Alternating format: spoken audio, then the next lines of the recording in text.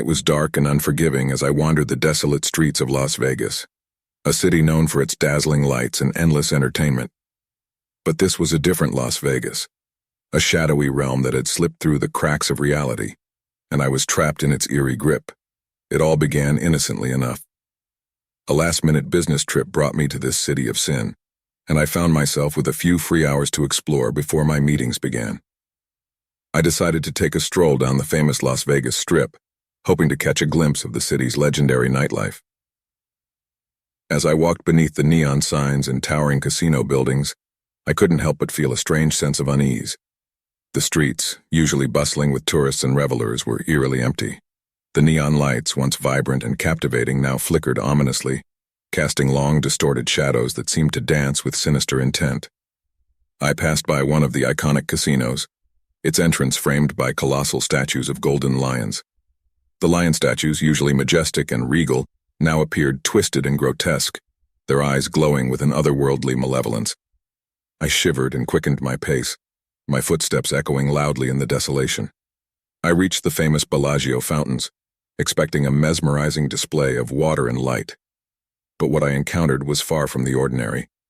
The water shot into the air in erratic, unnatural bursts, illuminated by a sickly green light that sent a chill down my spine. The fountains seemed to move with a sinister rhythm, like a possessed dance, and I felt as though I had stumbled into some forbidden ritual. Desperate to escape this eerie version of Las Vegas, I turned down a side street, hoping to find a more ordinary part of the city. But the further I walked, the deeper I descended into a nightmarish labyrinth. The buildings leaned in, their windows like empty eyes, and the air grew thick with an oppressive darkness. I heard whispers, faint and ghostly, as if the very walls of the city were speaking to me.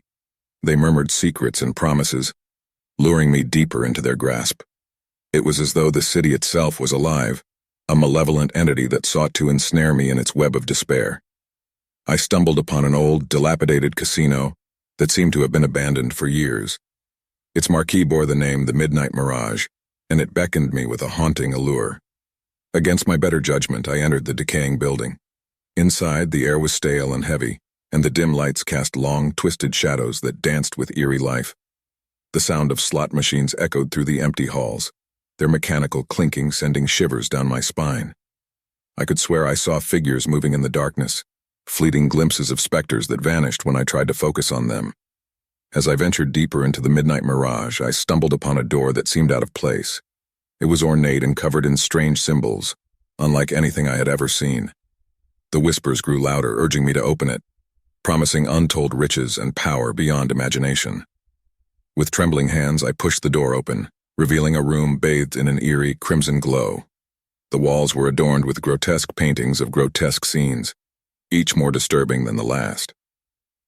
In the center of the room stood a solitary figure, a man dressed in a tattered tuxedo. He turned to face me, his eyes hollow and devoid of humanity. "Welcome to the Midnight Mirage," he hissed, his voice a sinister melody. "You've entered a world beyond your wildest nightmares." I tried to turn and flee, but the door had vanished, leaving me trapped in this cursed chamber. The man's lips curled into a wicked grin, and he began to chant in a language I couldn't understand.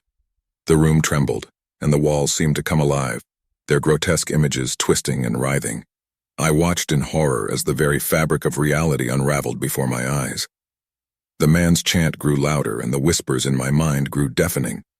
I felt as though I was being pulled into a vortex of madness, a place where the laws of the universe no longer apply. Just when I thought I couldn't bear it any longer, the man's chant ceased, and the room fell silent. The crimson glow faded, and I found myself standing alone in the decaying casino. The strange symbols on the door had vanished, and I was free to leave. I stumbled out of the midnight mirage, shaken and terrified, vowing never to return to that nightmarish version of Las Vegas. The once empty streets were now bustling with life, the neon lights shining brilliantly, and the city had returned to its usual self. But the memory of that night still haunts me, a dark and twisted tale that I can never forget. Las Vegas may be a city of lights and entertainment, but I had glimpsed its sinister underbelly, a realm of horror and despair that exists just beneath the lights of the Las Vegas Strip.